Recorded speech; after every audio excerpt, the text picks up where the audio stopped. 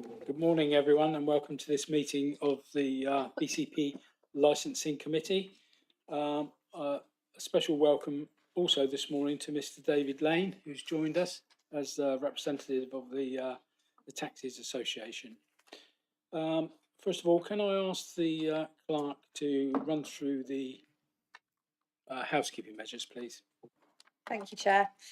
Please note that this meeting is being recorded by the Council for live broadcast and will be published on the Council website for a minimum of 6 months. The meeting may also be recorded or streamed for live or subsequent broadcast by members of the public, although ultimate discretion in this matter lies with the Chair in case of disruption. For those in the room, please note that if the fire alarm sounds, please exit the building by way of the nearest available signed fire exit route and make your way to the assembly point at the War Memorial in the gardens opposite the front of this building. Finally, please can we ensure that background noise is kept to a minimum and mobile phones and other devices are turned off or switched to silent for the duration of the meeting. For those in this room, this includes turning off microphones and turning the volume down completely on your laptops. Thank you. Thank you. Item 1 on this morning's agenda, apologies for absence. Do we have any apologies this morning, Michelle? Apologies for absence received from councillors Sidaway, Filer and Matthews. And just to note that we have councillors Farquhar and Harman joining us virtually today. Thank you. Thank you. And it looks like we're also joined by Councillor Richardson.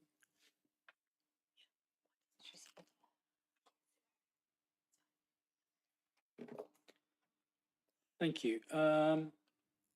Item 2, substitute members. None received. Thank you. And item 3, declarations of interest. Members, do we have any declarations of interest regarding the agenda items this morning? Thank you for that. Public issues. Do we have any public issues this morning? None received, Chair. No, thank you. In which case then, moving swiftly on to item 5 of this morning's agenda, the review of the Hackney carriage and private hire driver vehicle and operator policies. Members, this item is that we consider the revised draft policy proposals having regard to the consultation responses and feedback. Where necessary and appropriate, amend the draft policies and recommend a final version for adoption by full council. Can I ask the Licensing and Trading Standards Officer to introduce the item, please?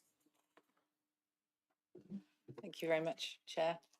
So the current BCP taxi policies were introduced in June 2001, and the Department for Transport statutory guidance document recommends that these policies are reviewed every 5 years, setting out how they exercise your licensing functions. They set out how you approach your statutory responsibilities concerning drivers, vehicles and operators. So the proposed policies establish a clear framework of standards and will guide members and officers in the delivery of the taxi licensing service. The policies all keep the primary objective of the service, which is to protect the safety of passengers and other road users, at the heart of the policies. In this case, the Licensing Committee approved the draft policies on 12th of December 2024. Full public consultation regarding these drafts then took place between the 3rd of March and the 8th of April 2025. 33 consultation responses were received, of which 11 were from BCP licence holders. These responses were all collated on the attached report on your systems, and that was conducted by our research and consultation team, dated June 2025. So members will have read the consultation report prior to this meeting, and my report provides a summary of the responses for discussion during this meeting. Members are asked to consider this information and agree any changes, which will then form the final versions of these policies. The final policies will then be put before full council for ratification on the 9th of December 2025. And once ratified, they'll come into effect on the 1st of January 2026 and will be valid for a period of 5 years. I can confirm that a full equalities impact assessment has been undertaken and it was accepted by the equalities panel, and a copy is attached to the report. Thank you. Thank you, Nananka. Can I suggest that we work through the policy-specific feedback as set out in the report? Can we do them as we go? Yeah. And members, I would look for a agreement if, or where necessary, a proper vote on the item. So I think 11.2 is the first one. Do you just want the policy specific feedback? Because there was some generic feedback, common concerns that were raised. Well, I think we'd be happy would just have read. to. Yeah, okay. Super. All right. So yeah. So from point 16 in the report onwards, the consultation report raised general concerns regarding basically non-licensed BCP Council vehicles operating within the conurbation. And I've set out within the report that we have very little control over that. The Deregulation Act allows private hire operators to subcontract bookings to licensed operators in other licensing areas. Whereas previously that didn't really happen. That means that those licensed vehicles in those other areas are then fulfilling bookings within our area, which is why you see sort of Southampton, Portsmouth vehicles, and quite a lot of Dorset Council vehicles within our area now. And you know, and that's with private hire, and obviously Hackney carriage vehicles can work for any operator on a pre-booking basis as well, regardless of where they're originally licensed. So we've got no powers to regulate or take enforcement action against vehicles that aren't licensed. But what we do is if there are reports sent to our team about the behaviours or concerns about other vehicles, we do engage with the licensing authorities from those areas to make those reports and ensure that action is taken. And they're followed up as necessary, as I've said. The other main sort of theme that came out generally was about Uber. There were some comments about why haven't you licensed Uber? Why can't we have Uber? And then there were a lot of comments about we don't want Uber. So you know, two sides of that story. Sorry to stop you there, Nanika. Yeah. I have a question from Councillor Chapman. So I know we've talked about this in the past. Has there been there was some mutterings within government about stopping the cross-border stuff. Has anything more happened on that? I think that's still being looked at. There's quite a lot of government conversations going on at the moment and calls for evidence. And if you look on the Institute of Licensing website, there's quite a lot of information about the government are looking at how the licensing regime of taxis, I think, quite closely at the moment, but nothing's come out yet and we haven't got any indications of what that's going to look like yet. One more. So the other thing you mentioned about sort of if somebody complained about a cross-border taxi, that you forward that on to. Would you prefer if residents went straight to that that licensing authority, or is it better, as far as you're concerned, to go through you? Obviously, I have quite a lot of work to do, so I wouldn't want to encourage everybody just to come to us, as it were. However, you know, we are happy to act as that conduit, because basically, if people see a taxi in our area, they're not really looking at who is licensing it and where, and then, you know, having to do a lot of research. So yeah, they can. We've got a reporting instance system on the internet. Thanks, Nanika. Councillor Williams. Thank you. Are you aware of traffic going the other way from Bournemouth, Christchurch and Poole? Yes, I am. And so what volume? Well, Uber, particularly in other areas, are using BCP Hackneys, and they quite often ask us, you know, to confirm that a vehicle or a driver is licensed with us before they will onboard them on their platform.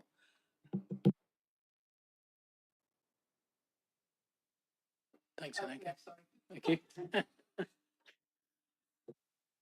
Sorry about that. I got away with myself then. And then from item 23 or paragraph 23, ride-hailing apps, I can confirm Uber have made an application and it has been approved, so Uber are now operating within the BCP area as well as Dorset. So they have a Dorset Council private hire operator licence, and they also have a BCP Council private hire operator licence. So they are now operating in this area. Councillor Howe. There's a reference here to shopping around in terms of getting licenses and going to cheaper areas. I mean, is there much evidence that that is happening? I mean, is it worthwhile? How does that actually happen in practice? Because you've got to have some organisation. Presumably, there's an organisation that is collecting the bookings from the public and then licensing them out to drivers from other areas, presumably. And that's how it works, presumably. Basically, each local authority has their own requirements. So at Bournemouth, we have requirements for vehicles, the standards they need to meet, drivers, they have to have a qualification, but it's not universal across. No, my question was that if you're say X radio cabs or whatever, they'd be based in the local area, presumably, because well, don't have to be, but they'd be a focal point for collecting bookings, and then they pass those bookings out to drivers. And what we're saying is that a lot of those drivers will be from other being registered in other areas with other operators. Is that the primary model that? What generally happens is the same operator has a license in different areas. So they can now take the booking, say for Bournemouth, as we're in Bournemouth, and then they will transfer it to their Dorset operator, and then they can send out a Dorset vehicle. That's what generally happens. So when they're recruiting new drivers, they will Yes. suggest you go to Yes, because our it's quicker. operation in this Yes, particular because it's quicker, authority it's because less, it's cheaper you know, for it's a us different all standard, to get yes. you registered there. Okay. All right, thank you.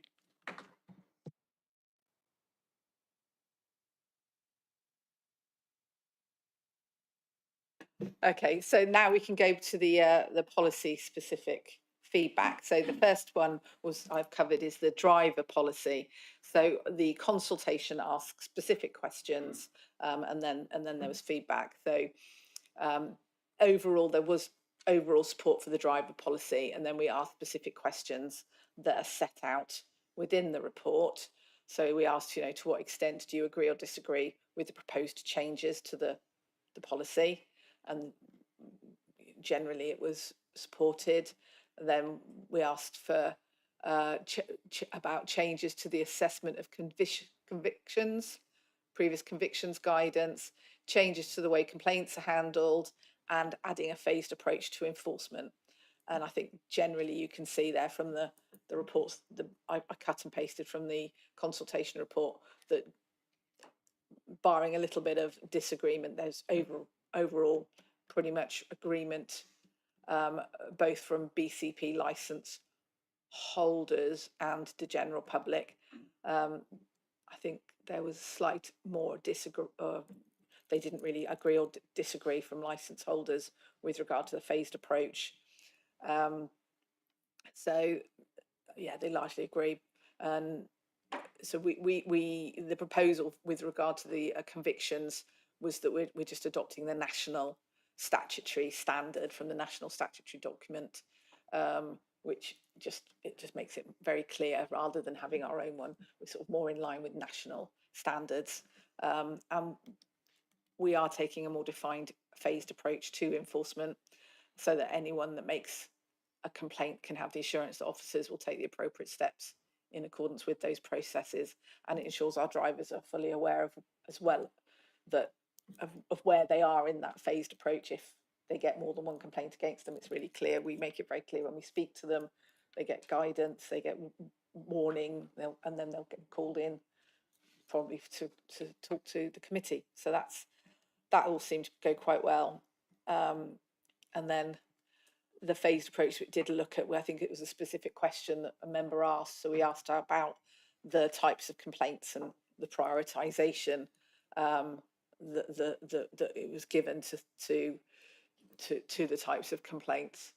The lower the value, the more serious the complaints. Obviously, major traffic offences, they felt obviously more, and poor conduct of drivers towards other road users and towards passengers was more of a priority than some other minor traffic offences or refusing to take a job for a short distance.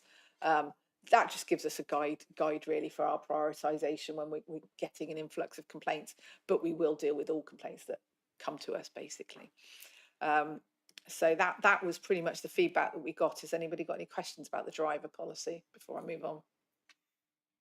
No, okie dokie. So then the vehicle policy, slightly more contentious.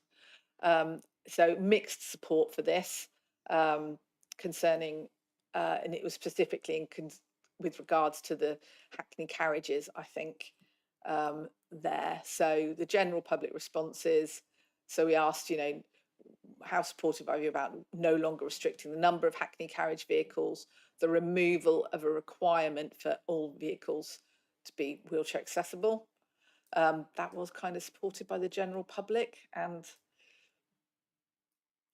some support from our licence holders, but not as much. And there was some disagreement there. There was more disagreement from licence holders about removing the quantity restrictions. And then the requirement, there was a suggestion, it was suggested again by a member to ask about the requirement to take pre-bookings and private hire operators to see whether they should have a minimum number of wheelchair vehicles on their fleet. And again, that was sort of a bit of a mixed bag there. I think the licence holders didn't particularly, there was more not agree than in the public, the general public questions. So like I say, there's sort of mixed support around those. So the assorted comments by members of the public were also mixed. One person stating they should have access to wheelchair accessible vehicles at any time, day and night. And there was another comment raised about of the concern about limiting it will then increase the number of drivers not knowing. Oh God, what's that about? Sorry. Oh, the numbers. So the BCP licence holders comments that the market is already flooded and there are too many vehicles already, and that's about the restricting the number of Hackneys. And then there was another comment that there are plenty of standard vehicles with only wheelchair accessible vehicles being required. So, and I put some discussion within the report around this. About our policy, under the last policy we introduced 15 new Hackney carriage wheelchair accessible vehicles. They haven't all been used, they haven't been taken up. To maintain the restriction on the numbers, as is discussed here, you have to have an unmet needs survey that costs money. It goes against sort of the guidance, the best practice guidance. Basically says you've got to keep it under review, but it's not. It goes against the best practice. Most local authorities do not impose quality restrictions, and where they're imposed, we've got to check it. So, the policy that we've got is suggesting removing the quantity restriction, maintaining wheelchair accessible vehicles for any new Hackney vehicles. So vehicles that are already licensed that don't have a wheelchair accessible component on it, they can be replaced with a non-wheelchair accessible vehicle. But any new Hackneys do need to be wheelchair accessible, and that is from our equalities impact assessment, it is quite clear that we have to provide a mixed fleet. And as members of the committee will know, the only way we can do that is by having a requirement for our Hackney carriage vehicles. We can't specify that for our private hire vehicles. So that is why we've got that in there. And I do think we should keep it, personally.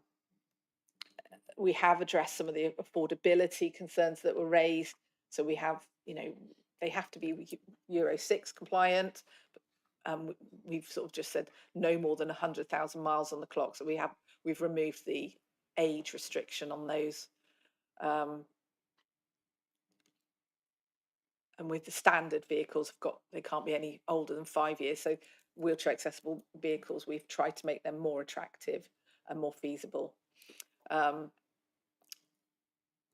So yeah, then the three things that we need to really think about are, what do you think about the removing the quantity restriction based on the consultation responses that we've got? What do you think about the wheelchair? And then, as I've said in here, I know we talked about it in the last meeting about requiring private hire operators to have a minimum number of wheelchair vehicles on their fleet, but how we would do that in practice when some people are one person and they've only got 1 or 2 vehicles as they're an operator, that could well be a very big onerous thing, and how we would do that in practice as well think would be quite difficult for us. So they're the things that we need to discuss now. Councillor Howe. Do you not know how many vehicles an operator has in circulation at any time, and could you not put only apply a limit to the larger operators? We could do that.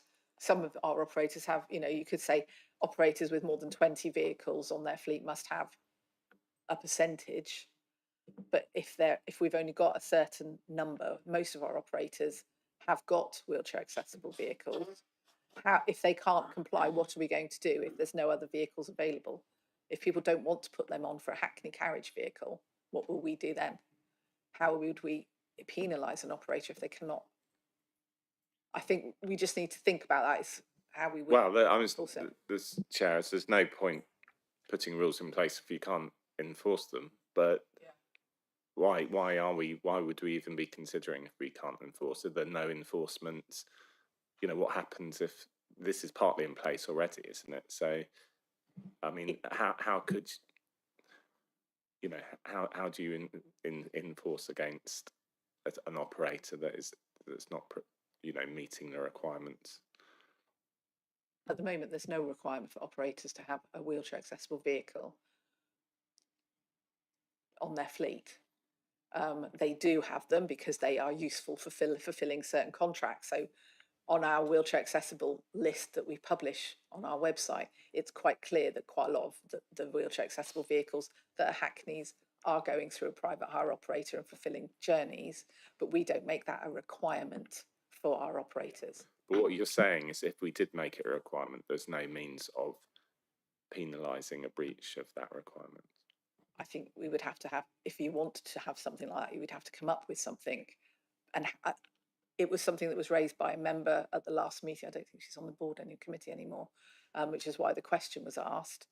I think it would be quite tricky, to be honest with you, because if the operator's not doing anything wrong and they just haven't been able to get a field vehicle, Mr. Lane is here from the trade, and he is a private hire operator himself, so maybe he could give a bit of an insight from that side of things. But from the enforcing side, if they turned around and said, well, nobody wants to come on my fleet, I've got 1, but you're requiring me to have 2, what would we do? I mean, there's nowhere we would look at revoking, or we could issue them a little warning, but what good would that do?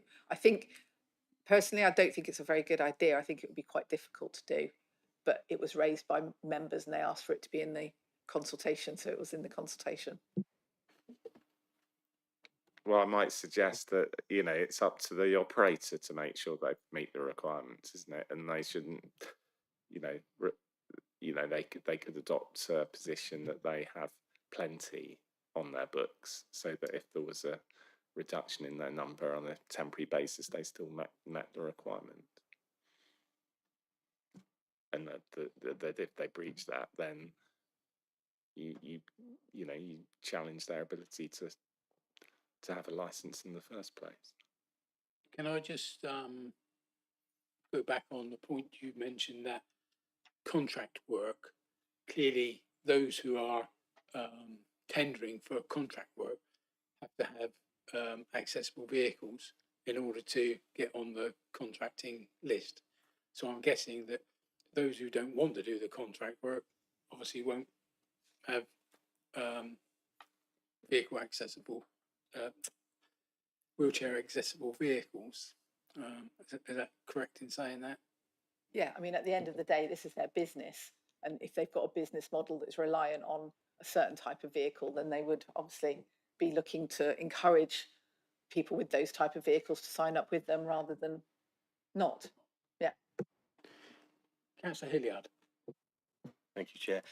So on the 3 points, so lifting restriction makes sense. As you say, I don't think it will make a difference to applications or that, but just to be consistent with the UK, it just makes sense. Again, the adjusting the policy on Euro 6 compliant and additional miles, I think that gives hirers a bit more viability, so those types of vehicles will be lasting longer. And then the last point, I don't think there is a need to change the policy about a minimum number of wheelchair users. I think at the moment I haven't been made aware that people haven't been able to find a wheelchair compliant vehicle. I think it's obviously the market is will just find its norm. There will always be someone if there's demand. So I think leave as is. Thank you. David, would you like to make any contributions at this point?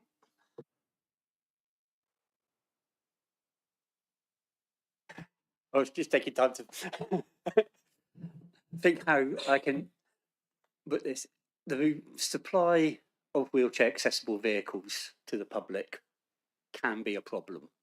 I think the steps we've taken during the consultation this time and previously in 2021 to encourage or make any new Hackney carriage wheelchair accessible has helped because there's more of those around.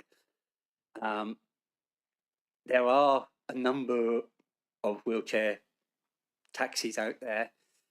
The difficulty is getting the drivers to come out and work at times when the wheelchair users maybe want to use them. Yeah. Personally, we've got 3 vehicles on our fleet. 2 spend their time on the motorway. The other one is a wheelchair accessible vehicle, and he doesn't stop Monday to Friday. Unfortunately, he likes some time off. Which makes it slightly difficult at the weekends. But he is there from 7:30 to 6 o'clock at night, 5 days a week. Can I just confirm, is that private hire? That is private hire. That is private hire. Part of it is contract work. A lot of it is people phoning up and seeing if we can fit them in. One of the difficulties is that some of the other firms won't take pre-booking for wheelchair work because the drivers are all self-employed and they can't, or they say they can't, guarantee that they'll have a wheelchair vehicle available at that time in 3 days' time. So they say phone up on the day, and if it's a wheelchair user wanting to go to a funeral, that's not the best response, but there's a response that is there. All I can say is if somebody wants to put a wheelchair vehicle on, they would find they would get work, I'm sure. Thanks for that, David. And that is a message we put forward, but finding the means to do it through policy is difficult. Thanks for that, David. Councillor Howe. Yeah, I'm a little bit confused by that response, just in terms of market forces, because on the one hand, I kind of get a message that there's not enough work for ordinary drivers, or the drivers are complaining that they're feeling stretched by other drivers coming to the area, etc., but they're not taking what would seem to be the obvious step of getting a vehicle which would allow them to get more regular work. And is that a matter of just those vehicles are more expensive and therefore they don't want to make that initial purchase?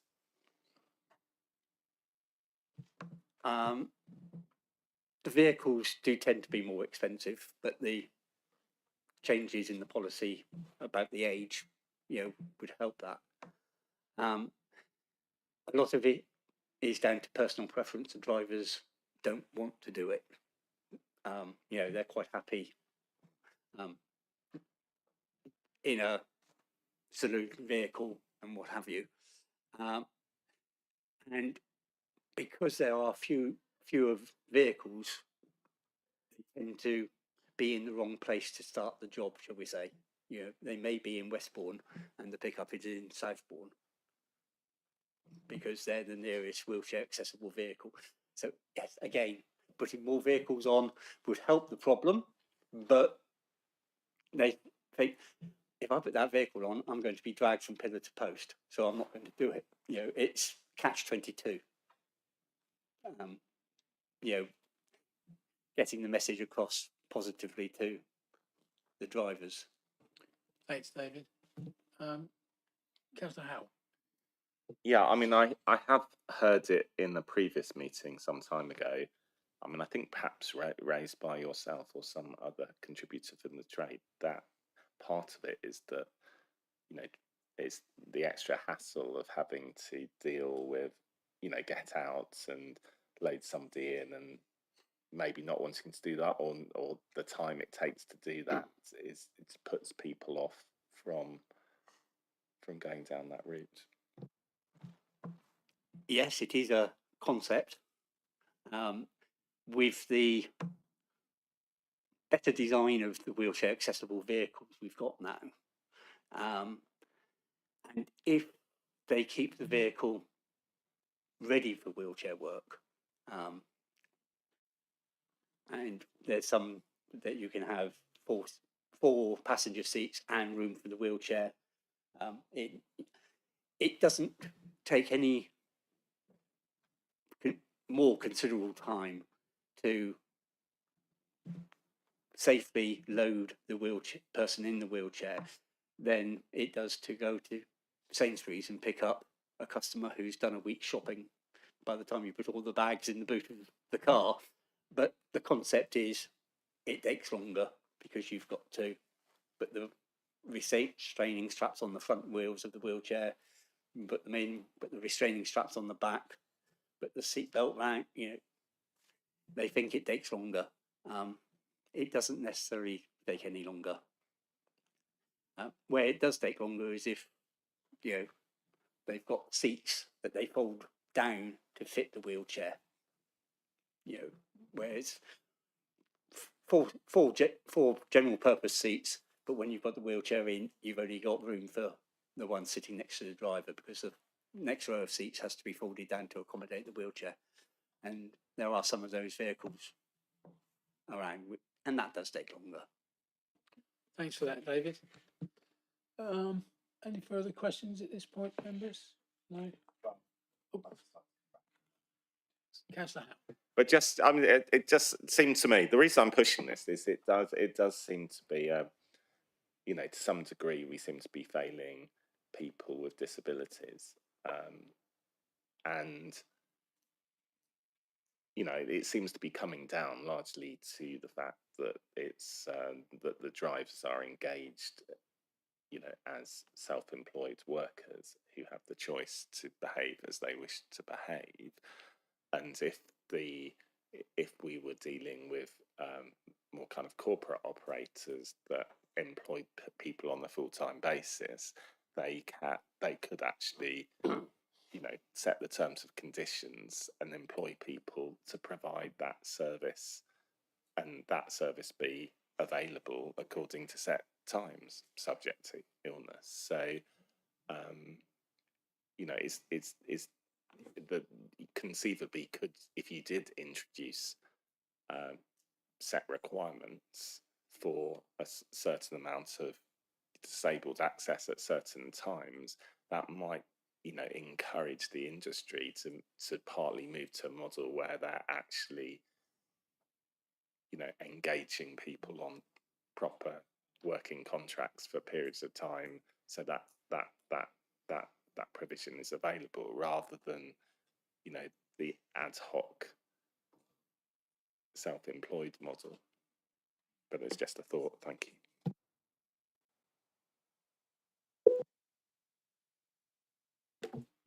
Sorry, everyone. I think it's worth just clarifying. At the moment, we legally can't require an operator to have a certain amount of wheelchair accessible vehicles. The legislation doesn't allow it. When an operator applies for a licence, the local authority are just considering that basic, are they a fit and proper person test, which we all know is a little bit convoluted. All really the local authority can do is, through their policies, encourage operators to encourage their drivers to have more wheelchair accessible vehicles. And I think that's what we've, or the licensing team and yourselves have tried to do by suggesting, you know, we would allow an older car, they can have an older, you know, higher mileage. But the way the whole system is based, the operator is not the employer of all the drivers, and they're not the owner of all the vehicles. It's not, we haven't got a business, the business model isn't, it doesn't work like that. So it's not helpful when we're trying to deal with Yeah, I increasing mean, I numbers. appreciate that's what I'm Yeah. saying. The business model is Yeah. not fitting what it's our not. requirements. But I am a bit confused by saying that we don't have any control over that, because I thought that we started this discussion on the basis that we did have some control and we could set, you know, Well, a minimum limit. We can in our policy. We can put in our policy a minimum limit. We'd like to see operators have a minimum of so many percentage cars. We can put anything in our policy. Yeah. And that's what we would expect. But the statutory test, what for an operator to a license is are they fit and proper? So then we would, if they then refuse to comply with our policy, then, you know, that's what are we going to do? Revoke the operator's license? I mean, possibly. Yeah. I mean, there's no point having a policy, anything in the policy, isn't. if you're not going to then potentially enforce against that policy, isn't it? It might make everybody's life a lot easier if, as a council, if we got rid of all our policies that we couldn't actually enforce. You know, we wouldn't actually end up with very much to do as councillors, because we don't enforce anything, it seems to me, as a council. So, but it is, yeah, I mean, it goes to the heart maybe of the excessive bureaucracy in our system, but I think that's for another meeting. Can I just say, the idea of the policy is just to set out how the licensing team want to run the service. So the policy isn't just to set out the law, it's how they like to see it being operated in BCP. So it's quite okay if you want to put in your policy, they would like to see operators have a minimum number of cars or a certain, but that doesn't mean we can enforce it. It's what we'd like to see, but that's. Yeah, I'm still struggling with that idea that we're sitting here saying what we'd like to see without any ability to enforce it. But anyway, thank you. Thank you for that. I was just looking at 45 actually, which says that nationally wheelchair users represent approximately 2% of the population. Would we know whether all of our taxis and private hire were above 2%? No, of the cars, the vehicles, of the fleet. Yeah. I don't know what percentage it is. We've got a good number. We've got a lot of vehicles. Yeah. Just looking at the wheelchair accessible register that we've got. So we've got a register. It gives you all of the contact details if you want one, and you can't get it through your operator. You can go through this long list. It's about 50 odd vehicles on here already, and obviously with our proposal to have only wheelchair accessible for new licenses, hopefully that will increase. I will say over the last during this policy we've had one complaint from somebody who hasn't been able to get a wheelchair accessible vehicle over the last 3 years I'm aware of, and we did engage with disability groups, Dr. Diller's Disability, and had a workshop on, you know, what could we do and what were the problems, what were the perceived barriers for if you were struggling to get them. And it was quite a mixed bag. Some people saying, well, if you shouldn't have such strict criteria for your drivers and your vehicles, that would mean that we would get more. And we require all our wheelchair accessible vehicles. The drivers have got to be trained, and then they have to have refresher training that's specifically for that vehicle. So if they change vehicles and it's wheelchair accessible, they then do training for that wheelchair accessible vehicle so that we know that they can load and unload safely, which obviously passenger safety is the heart of what we're doing. And removing that would obviously pose a risk. But conversely, people were saying, but I feel very unsafe because people I got a taxi and the person didn't load me properly and I didn't feel safe while I was in it and I wasn't secured properly. So, you know, they don't want us to have the training, but they want to feel secure, and we can't do one without the other. So I think this is the only way we will increase it. We've got a good number, and I'd just like to see that increase as we can. Thanks, Nananka, for that. Any further questions at this point? No. Happy to move on. Sorry. Want to make a decision? Did you want to make it? So if you look at, sorry, if you look at section 40 on the report, the areas we've just covered, I think it starts at section 40. So the first proposal is to remove the new Hackney carriage vehicle licence quantity restriction, which will bring the BCP Council in line with best practice. Did you want to? There has been some discussion about that. Did you want to make a decision on that? So if we go as we go through the report, if we make the decisions rather than going backwards and forwards, it might be a little bit more simple. Understood. Yeah. So I think section 40 is the first part we're looking at. Correct me if I'm wrong, then. So most licensing authorities do not impose quantity restrictions. The department regards that a best practice where restrictions are imposed, the department would urge that the matter should be regularly reviewed. The matter should be approached in terms of the interests of the travelling public. My personal view on this is that licences shouldn't be restricted, but then coming from Christchurch, that's how we always operated in Christchurch. So I'm happy to propose from the chair. Thank you. Okay. Thank you, members. So then the next thing to consider is the relating to the requirement that we've been discussing to ensure that all new Hackney carriage vehicles are wheelchair accessible. So that was in the previous policy. It's proposed in this policy. Can you just agree that you'll keep that or not, as the case may be? Members happy with that? Yeah. Thank you.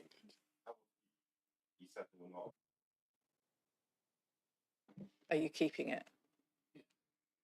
All new vehicles. Yeah. Thank you.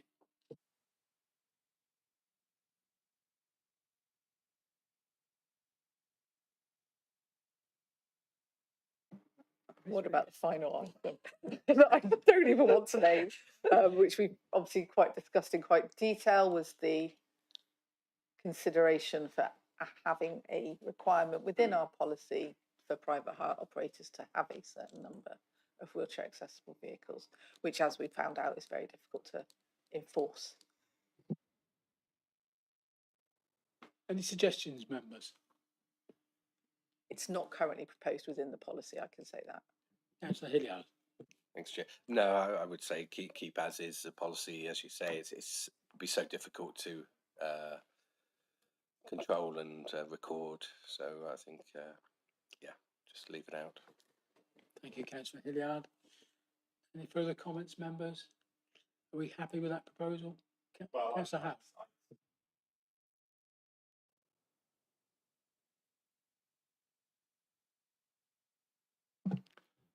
I still don't really see why it would be massively cumbersome to have it apply to the larger operators.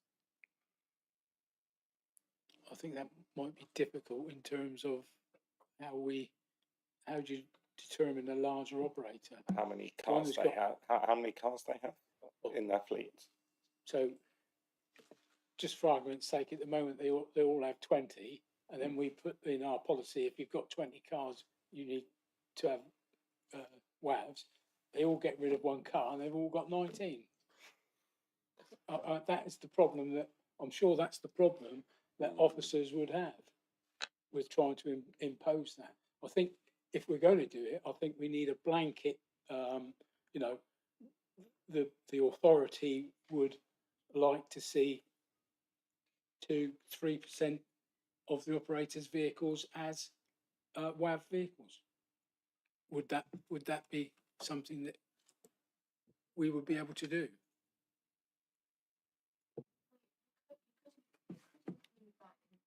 Policy, I suppose there's no problem, and that will show that's the intention. That's what the BCP Council would like to see. The tricky thing comes if they haven't, if you've got an operator that just refuses, then you've got to, the only way to deal with that is to consider their licence. So the test for their licence is, are they fit and proper?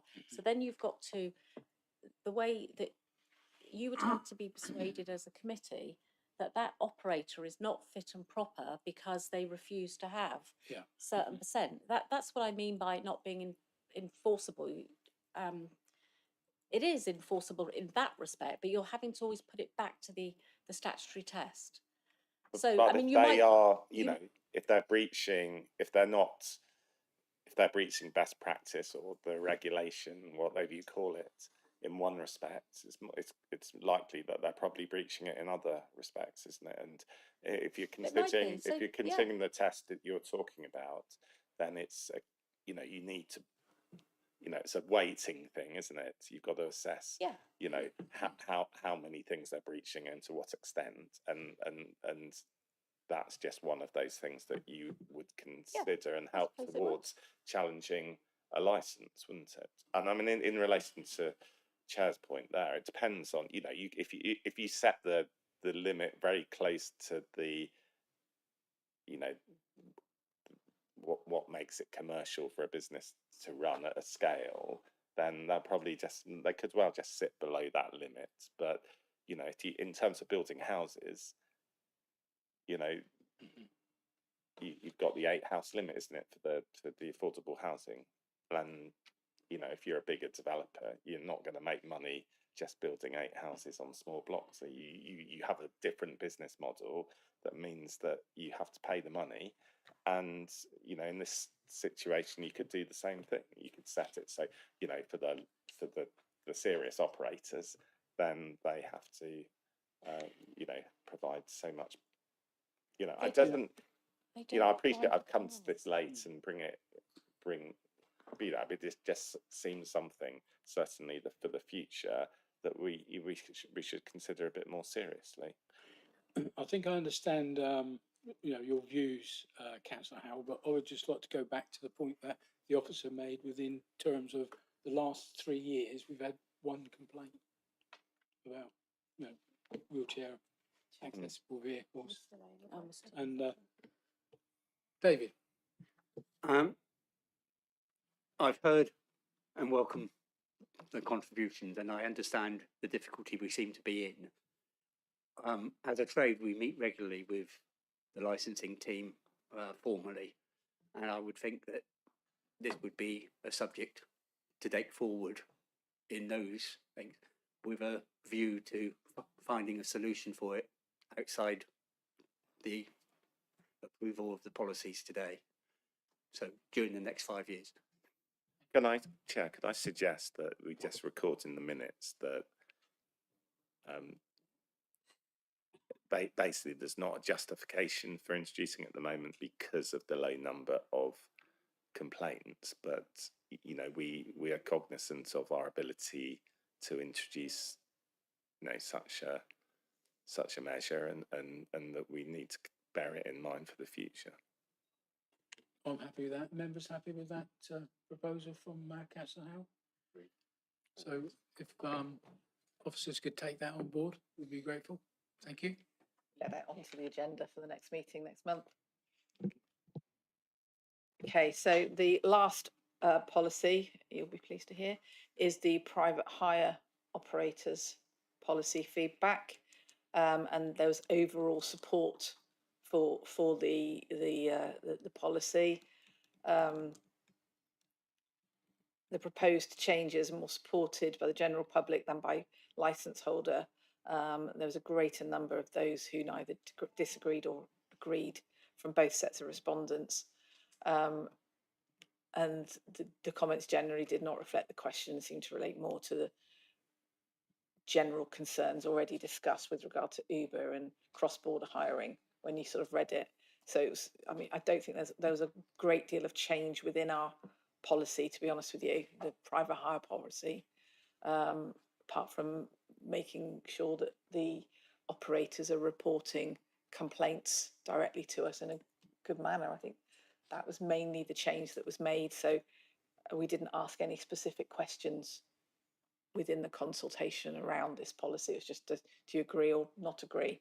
So you can see that the general public sort of equally agreed and disagreed with it. And the BCP license holders more neither agreed or disagreed. It's a little bit of a non-entity, to be honest with you. So I wouldn't be proposing any changes to the draft policy based on that feedback. And then we had specific policy feedback where members of the public or license holders actually said, you know, this part of the policy I would suggest. So this is from section 52. So if we just go through it, 11.2, and unhelpfully, I've just realised I didn't put which policy it relates to, but it's the driver's policy. Sorry, when you've read it 17 times and it's been reviewed by lots of people and nobody else picked that up either, so I apologise. So 11.2 of the driver policy, it was just seeking some clarification with regards to the conditions about the group 2 medicals that we require from our drivers. So you'll see that in the officer's suggestions, there's a little bit of bold there that would be adding to the policy, so that 11.2 within that policy reads: Group 2 medical certificates must be completed by the driver's own GP or BCP Council approved medical centre with access to blah blah blah. So it's just the BCP Council approved medical centre, which was by that feedback. So then section 13. Sorry. Oh, sorry. Would you like the committee to vote on these Yes, please, individually? And just to, I've been through the information, and I'm fairly certain that the highlighted text, as you did so kindly for us last time, is basically the change. Yeah, thank you. So members, 11.2. Are members happy with the change there? Agreed. Thank you. Okay.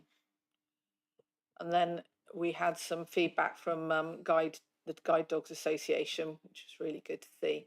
And they've suggested some changes to, they provided it was within the report from section 8, page 40 of the full consultation report. But section 13, I believe, of the driver policy, they have just asked for some clarification. So again, I've put in bold there that all drivers are required to complete training. So new drivers have to complete the NVQ course, which includes a disability awareness module, which they have to do.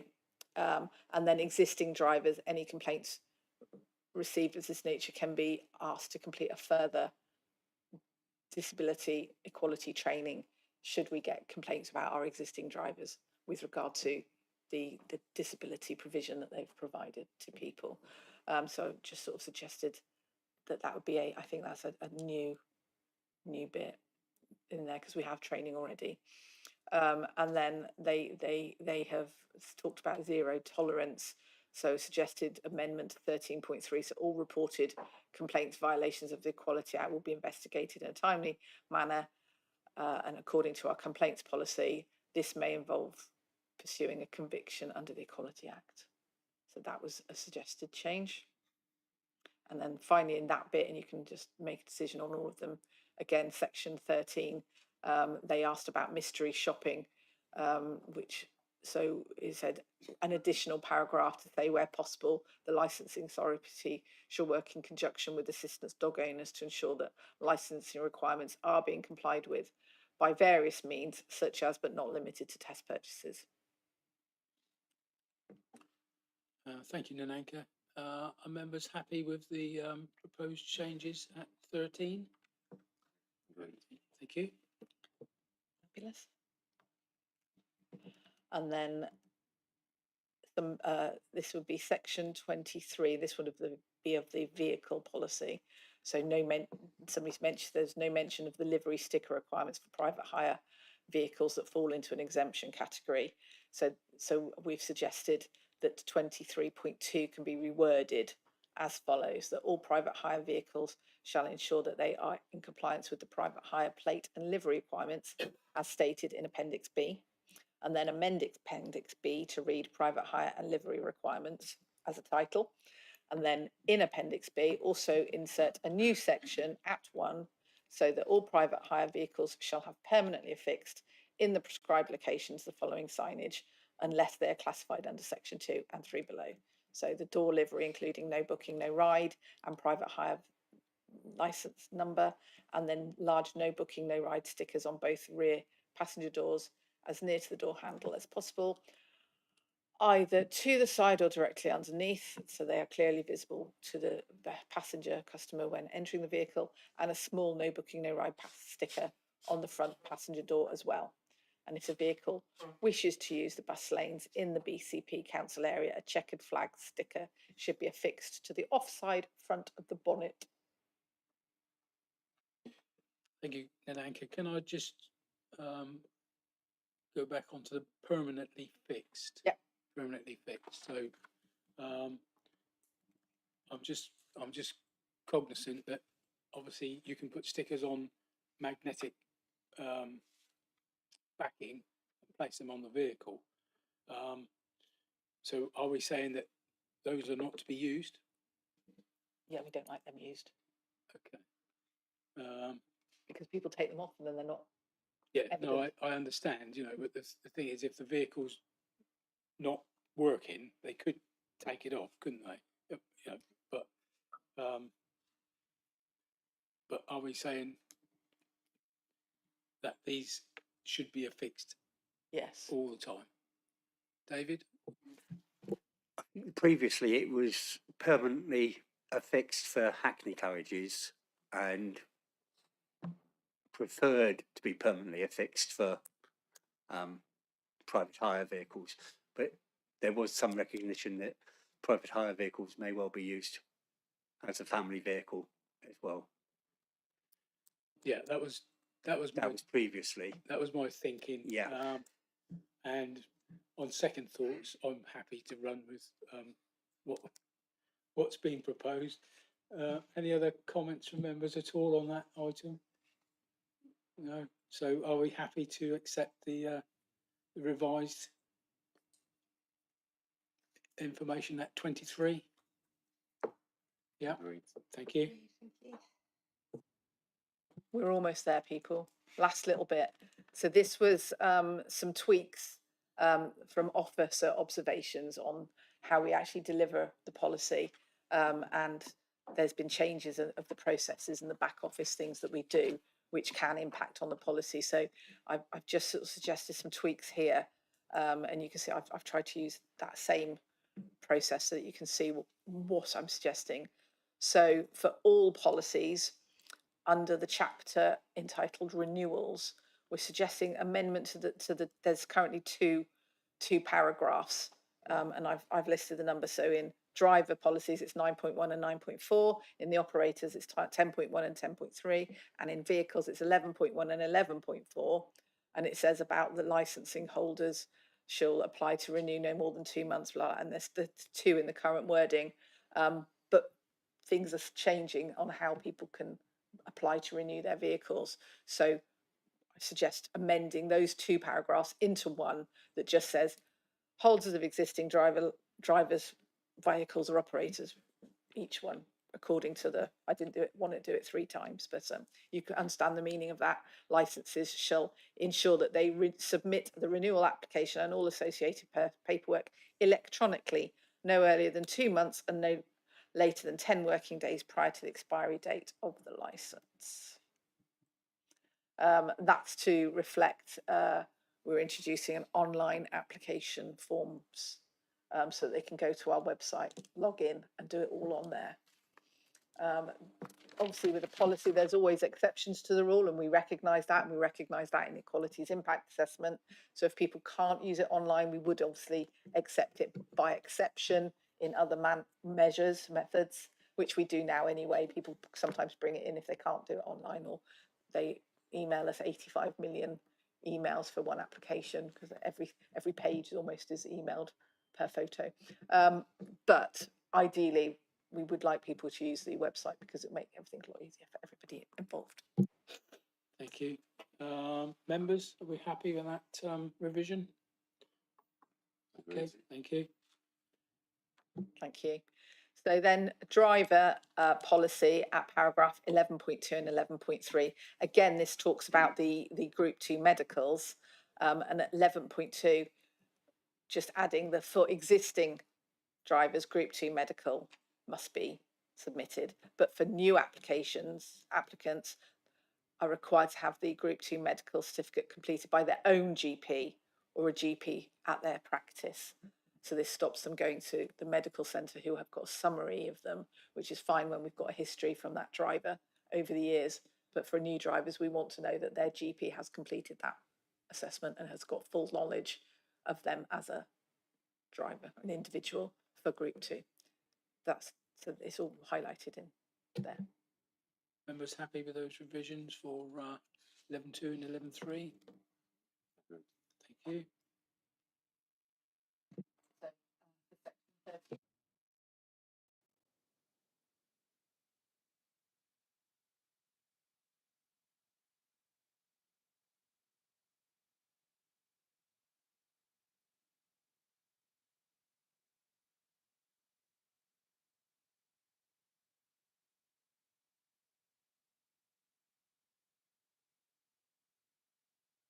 Oh, sorry. Members happy? Right. Good, thank you. And then 16.4, again, just to change to how we do things. We don't provide them with a copy of the policy. We provide them with a link to the website where the policy is. So, we're not printing off lots of copies unnecessarily. So the wording just reflects that when new drivers collect their licenses for the first time, they're required to sign the declaration and they have read and understood the policy conditions, but we won't be giving them a copy of it. We'll be giving them a website link instead. Thank you. Members happy with that? Thank you. Thank you. And almost last, I got excited then, but vehicle policy, just again, a very minor tweak at 8.3 to read failure to complete the MEC or MOT within 2 months of the due date. So it just sort of clarifies that it relates to both the MEC and the MOT. Members happy? Yeah, okay. And then 12.1, it's declaring the previous convictions. We had an outdated section. It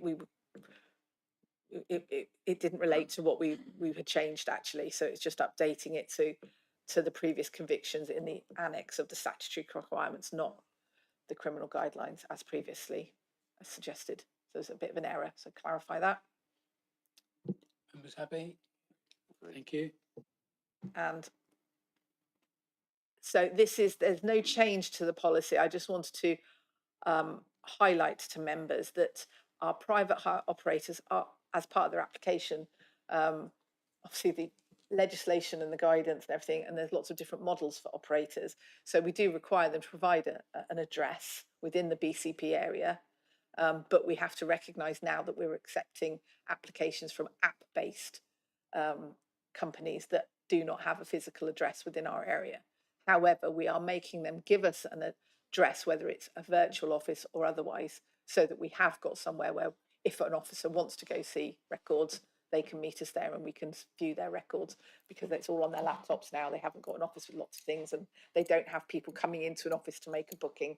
But obviously some people do have that. So the policy is sort of trying to reflect old school and new school ways of doing it. So it was just to let you know that we are, as officers in the background, we are accepting virtual addresses, but it's still an address as part of the policy. So that was it. Done. Members happy? Super. Thank you very much. Thank you, Nananka.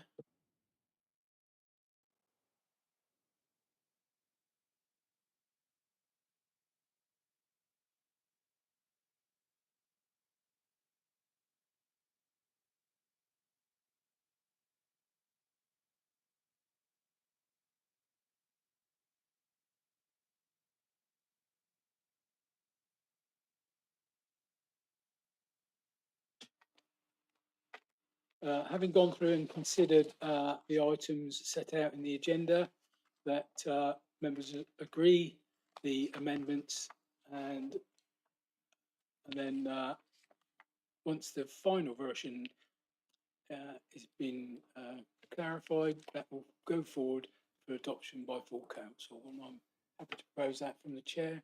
Just need a second there. Thank you, Councillor Chapman-Law. All members in favour? Thank you very much. Right. I think we're on to now item 6, forward plan. We don't appear to have a forward plan on the actual, or on my. It should be on there. Got it on the main agenda. At the top. Yeah. Where is it? Oh, no, Beg your it pardon, is I was on on the there. wrong page. Right at the end. Wrong page. 178. It's at the end. Do you want me to go through the forward plan? Yes, please, Nananka. Okay. So item 1 on the forward plan is today's meeting, and we've just done that. So big tick, lovely. So item 2 is pleasure boats and boat persons licensing policy. Coming to the December meeting, a draft was considered, gosh, 2 years ago now, but various things happened. So we've made changes and we've had some engagement with stakeholders. So a new version of the draft policy will come before you for agreement, with public consultation starting early 26. And then at that December meeting as well, we'll be reviewing the licensing fees for the year ahead, basically 26, 27. And then are we also going to add the WAV points that we spoke about this morning on that meeting? no, No, I don't think so. Not at that meeting. Maybe at a future meeting. earlier you said it would be on the next meeting. Did I? You did. You did. I did admit So Which were? No, I meant the trade meeting in November that we've got. We'll talk right, about okay, yes, the WAB yeah. stuff, not at committee. No, meeting. I okay. wasn't intending to bring it back. Thank to you for committee. that clarification. You're welcome. Thank you for clarifying it for me. Good grief, that was cross purposes there, wasn't it? Yeah, and then we've got the statement of licensing principles. Can I be honest? We reviewed it. We did a light touch review last year. We've not had anything back from the Gambling Commission yet. And to be fair, in 27 we'll have to review it again, because it has to be done 3 yearly in a sort of cycle as set by the Gambling Commission. So as it's being pushed into 26 anyway, and we would be looking at it in 27, could I ask that we just put it off till 27 and do a full review then? Perhaps. I'm happy with that suggestion. The only thing that I guess is if anything happens between now and then. Well, if something happens, we can go with the flow, can't we? Yes, Maybe. yeah, indeed. So are members happy that we remove the review of Statement of Licensing Principles Gambling Act 2005 from the forward workload until it's appropriate that we deal with it? Yeah, thank you. And then we've just got the briefings and training sessions. So we've done a couple of them already in March. So the refresher and the SCVs, and we're proposing in December to do chair training for current and prospective chairs of subcommittees. I presume Linda will be doing that. And then we will look at cumulative impact zone briefing in March next year. Thank you. Any comments from members at all on the forward? Any other suggestions for training that people would want? we're light in numbers this morning. Yeah. But, Well, maybe members could have a think about it. We could even add them in December, couldn't we, for Yeah, stuff for training okay. for next year? right, so if there's no further comments, I'd just like to say thank you very much for everyone's attendance this morning, including Mr. Lane. Nice to see you again, David. And I declare the meeting closed. Thank you.